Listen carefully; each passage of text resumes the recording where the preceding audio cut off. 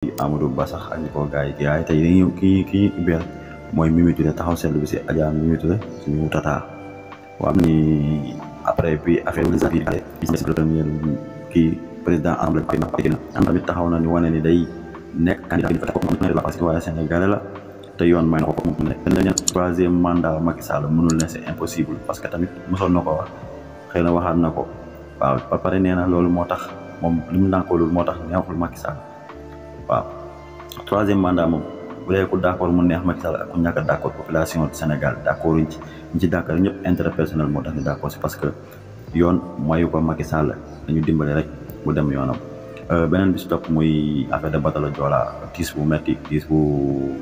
dal ci kaw sénégalais yëpp di ko mu nekk tiis daal waaye nattu yàlla la tamit ñuy wax état na jàppale ñi nga xam ne rescapé lañ ak ñi nga xam ne seen mbokk yi dañ ci ki woon rek ñu dimbali leen ndàmpaay yi leen wala jox ñu jox leen ko fexe ba li ñuy sàkku ñu jox leen ko ndax dina wàññi seeni naxaar tonte mënul dindi lépp. Beneen bi si topp mooy gis nañ benn waaye bi ñu fi kii muy Kaliphone waa Kaliphone moom gan gis nañ ñu ngi koy dégg si lu bëri kooku moom ñun mënuñu ko encouragé dara jàppee wuñ ko nit koo xam si nit ku nitee la quoi doon na fi saaga président dem bam yàgg muy xalamal président di saaga ñeneen pour kooku xëy suñ liñ ko waxalee leneen amaana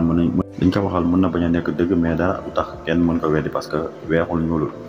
waaw mu nekkoon seen taxaw seetlu di am contentement bu baax jërë ngeen jëf.